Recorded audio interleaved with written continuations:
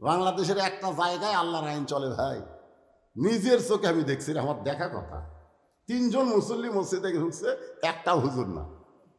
নামাজের সময় হয়ে গেছে, এখন নামাজকে পড়ায়। আমার এলাকায় তো একজন আওয়ামী লীগ, একজন বিএনপি, একজন জামাত। খালি বারবার ঘড়ি দেখতেছে আর দরজার দিকে তাকে আছে। হুজুর একটা ঢুকলেই সামনে দিবি, কিন্তু কেউ ঢুকতেছে না। আমি ঢুকবার যা চিন্তা করলাম, এখন ঢুকলে তো আমাকে সামনে দিবি, দরকার নেই। দেখি আর 3 জন কি করে। জানলার পাশে ফাঁক দেয়, তাকায় দেখি নামাজের সময় যখন পার হয়ে যাচ্ছে, তখন আওয়ামী লীগের লোক বলতেছে, কে রে ভাই, সময় চলে যাচ্ছে, একটা হুজুর আসতেছে না, সামনে খেয়ে যায়। তো জামাত ইসলাম বলতেছে, আপনার দল ক্ষমতা আছে, আপনি সামনে যান। ওই তখন বলতেছে, ভাই রে, আমি নামাজ পড়ি রে, পড়াবার পারি না। বিএনপি কয় আঁকা মধ্যেই, জামাত ইসলাম তুই সামনে যা। তখন কয়, ভাই আমি হলাম যুদ্ধ অপরাধী, তুই হলি স্বাধীনতার ঘোষক, তুই হলি স্বাধীনতার লোক। আওয়ামী লীগ বলতেছে, ইয়ার কি বাদ দে তো, 14 দল 20 দল এটা বাইরে চলবে, আল্লাহর ঘরের মধ্যে কোনো দল চলবে না। আমরা 3 ভাই এক জামাতে নামাজ পড়তে চাই। জোরে গান। বাংলাদেশে একটা জায়গায় পিয়নের কাছে পিয়ন দাঁড়াবার পারে, মেয়রের কাছে মেম্বার দাঁড়াবার পারে, কারোর কাছে ফর্সা দাঁড়াবার পারে, ধনীর কাছে ফকির দাঁড়াবার পারে, একটাই জায়গা, সেটা হলো আল্লাহর ঘর। জোরে কোন কথা ঠিক কিনা? কারণ কি, আল্লাহর ঘর কার আইনে চলে? আর বাংলাদেশ এই জন্য তো কাম। আমল বিল আরকান একটু মনোযোগ দিয়ে শুনবেন। ওমর ফারুক চোখের পানি বের করে বলতেছে, রাখাল ভাই, চাওয়ার ব্যাপারে আমার ভুল হয়ে গেছে। রাখাল বলতেছে, ভুলটা যখন স্বীকার করছো, তাহলে আল্লাহ তোমাকে তওবা করার সুযোগ দিয়েছে। আপনি যত অপরাধ করেন, আপনি যদি ভুল স্বীকার করেন, আল্লাহ বলতেছে, লা তাকনাতু মির রাহমাতিল্লাহ, ইন্নাল্লাহা ইয়াগফিরুয যুনুবা জামিয়া, ইন্নাহু হুয়াল গাফুরুর রহিম। তুমি যত বড়ই পাপী হও না কেন, তুমি মনে করো না যে আল্লাহর দয়ার চাইতে তোমার পাপ বেশি। এটা কখনোই মনে করা হবে না। এই যে আল্লাহ বলেছেন, আমার দয়া থেকে তোমরা নিরাশ হয়েও না। কি পাপ করছেন আপনারা? এই কিসের পাপ করছেন? নিরাশ হওয়া চলবে না। আজ থেকে আমরা তওবা শব্দের অর্থ হলো ফিরে আসা। আমরা আবার আল্লাহর কাছে ফিরে আসবো। কোনো সমস্যা আছে? রাখাল বলতে যে ভুলটা যখন স্বীকার করছো, তাহলে তওবা করো। ওমর ফারুক বলে, রাখাল ঠিক আছে, তওবা করতেছি। রাখাল বলে, তুমি মূর্খ মানুষ, তুমি তওবা কেমনে করবা? আমি তোমাকে তওবা পড়াই। ওমর ফারুক চুপ করছে। কে কি বলতেছে রাখাল? চিন্তা করেন, তুমি কি? আচ্ছা হযরত ওমর মূর্খ? রাখাল বলতেছে, চাওয়ার ব্যাপারে যে বেটা সতর্ক থাকে না, ই হলো দুনিয়ার সবচাইতে বড় মূর্খ। সে ডক্টর কামাল হলেও অসুবিধা নেই। বাংলাদেশের সবচাইতে বড় শিক্ষিতর নাম হলো ডক্টর কামাল হোসেন। 18 সালে নির্বাচনে যখন জোট গঠন করলো, তখন ডক্টর কামাল জোটের সব নেতাকে নিয়ে সিলেটের শাহজালাল মাজারে গেল। পেপারের হেডলাইন হলো, ডক্টর কামালের নেতৃত্বে শাহজালালের মাজারে গিয়া বাবার দরবারে হাত তুলে বলতেছে, বাবা এবার আমরা ভোট দাঁড়াচ্ছি। 2 কান্তে ফেরেশতা বলতেছে, আল্লাহ তুমি বলেছো আস্তাইনু বিসসবরি ওয়াস সালাহ, যদি কিছু পাওয়ার চাও ধৈর্যের নামাজের ভিতর দিয়ে চাও। এরা নামাজ না পড়ে বাবার কাছে হাত তুলেছে। যত বড়ই শিক্ষিত হোক, জায়গা মতো হাত না তুললে সে 1 নম্বর মূর্খ। জোরে কোন কথা ঠিক কথা কম। রাখাল বলে, তুমি মূর্খ মানুষ, তুমি তওবা কেমনে করবা? বরং আমি তওবা করাই, তুমি আমার সঙ্গে তওবা পড়ো। এবার রাখাল হযরত ওমরকে তওবা পড়াচ্ছে। যারা ঈশার নামাজ না পড়ে বসে আছি, আর যারা নামাজ পড়েছি, আমরাও যেভাবে নামাজ পড়া দরকার হয়তো সেইভাবে পারিনি। ধরে গান ঠিক কিনা? আর যারা পড়িনি তারা তো একবারে। এনে সবাই মিলে একটু তওবা করি ভাই, অসুবিধা আছে? অনেকে মনে করে বগুড়ার থেকে এসে আমাকে তওবা পড়াচ্ছে। কি তওবা করতে হবে? সব অসুবিধা আছে ভাই? কোন অসুবিধা আছে? তওবা রাসূলই 70 বার করে করছে। সাহাবীরা বললেন, হুজুর আপনার তো আগে পাশে সব পাপ মাপ, আপনি তওবা পড়েন কেন? আল্লাহ রাসূল বললেন, আর তায়েব ও হাবিবুল্লাহ, যারা তওবা পড়বে তারা আল্লাহর দোস্ত হয়ে যাবে। জোরে করে সুবহানাল্লাহ। তাহলে সকলে আমার সঙ্গে পড়েন, আস্তাগফিরুল্লাহ রব্বি মিন কুল্লি যামবিন ওয়াতুবু ইলাইহি আস্তাগফিরুল্লাহাল্লাযী লা ইলাহা ইল্লা হুয়াল হাইয়ুল কাইয়্যুম আতুবু ইলাইহি।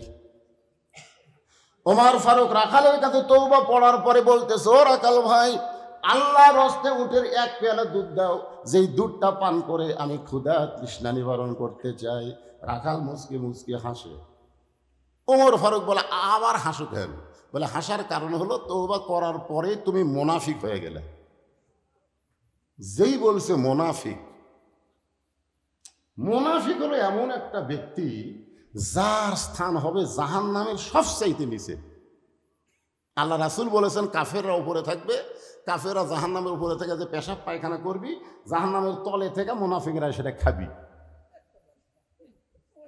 সাহাবীরা কয়, হুজুর এই বদমাইশ মুনাফিক কারা? আল্লাহ রাসূল বললেন, কাফের মধ্যে নাই, ইহুদির মধ্যে নাই, খ্রিস্টানের মধ্যে নাই, এদের আবাদ হবে হামাকের ভিতর।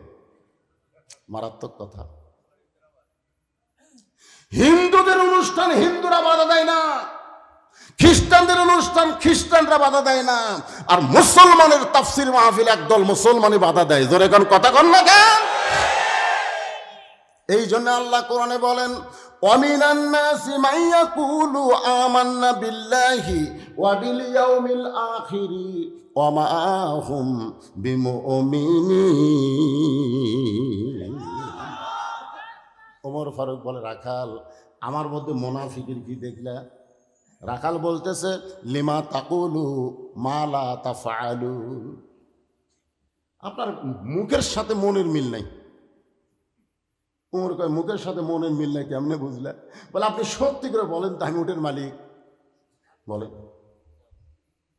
আপনি যখন আমাকে রাখাল বলছেন তখন আপনার মন বলতেছে আমি উটের মালিক না। আমি যদি উটের মালিক হইতাম তাহলে আমাকে রাখাল বলতেন না। আর মালিক বাদ দা রাখালের কাছে কেউ যদি আল্লাহর হস্তেও চায়, রাখাল দিবার পারবে? যার প্রমাণ আমি নিজে। পাবনা বাইকোলা ওয়াজ করে কেবল টেস্ট থেকে নামছি, ইতিমধ্যে এক লোক দৌড়ে এসে হাতের মধ্যে চকচকা 100 টাকা দিয়ে কয়, হুজুর দোয়া করেন। তো টাকা দেখে আমার খুব লোভ হলো, পকেটে থুয়ে বললাম, ভাই কি দোয়া?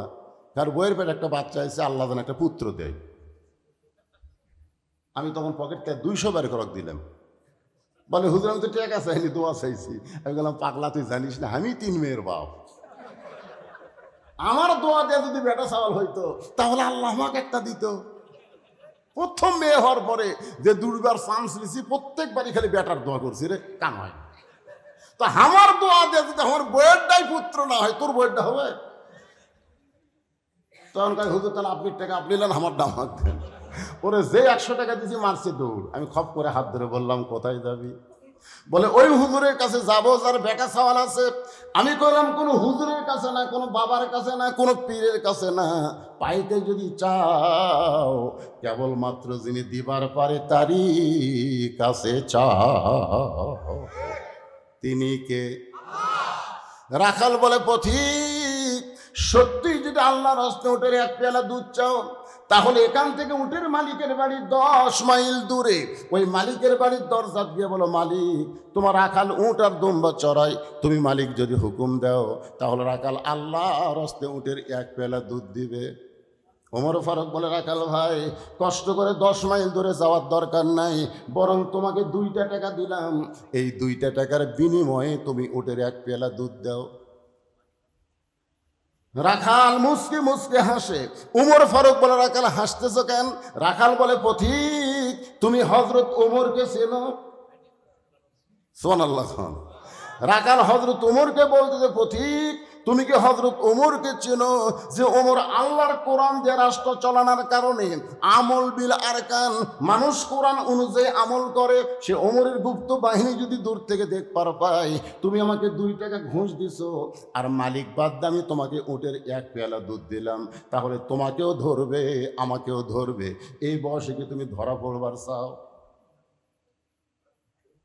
ওমর ফারুক বলে, রাখাল ভাই, তাহলে চলো পাহাড়ের গুহার মধ্যে যাই, ওই গুহার মধ্যে গিয়া তোমাকে গোপনে 2টা টাকা দেব, তুমি গোপনে উটের এক পেয়ালা দুধ দিবা, ওমরের গুপ্ত বাহিনীও ধরতে পারবে না, তোমার মালিকও জানতে পারবে না, ওমরের গুপ্ত বাহিনীও ধরতে পারবে না। কি হয়েছে? পড়ার পরে বলতেছে, আল্লাহ তোমার কোরআন এত সুন্দর, তোমার কোরআনের সমাজ যখন চালু থাকে, আমল বিল আরকান, ওই মানুষটা নিজের ইচ্ছা মতো চলে না, আল্লাহর কোরআন অনুযায়ী আমল করে। ধরে কোন ঠিক কিনা? আজকে রাখালের মধ্যে আল্লাহ, আমি তোমার কোরআন দেখতে পেলাম আল্লাহ, কাগজের কোরআন না রে, বাস্তব কোরআন। ওমর ফারুক 2 রাকাত নামাজ পড়ে যখন কাঁদতেছে, রাখাল পিছনে এসে বলতেছে, পথিক যতই কান্দো তোমাকে উটের দুধ আমি দিবার পারলাম না। ওমর ফারুক বলে, রাখাল ভাই, উটের দুধের দরকার আমার নাই, বরং তোমার কাছে জানতে চাই, তুমি না দেখা আল্লাহকে, কথাটা মনোযোগ দিয়ে শুনবেন, তুমি না দেখা আল্লাহকে কলিজার মধ্যে জায়গা দিয়া আমল বিল আরকান, আল্লাহর কোরআন অনুযায়ী আমল করতেছ, এর বিনিময়ে তোমার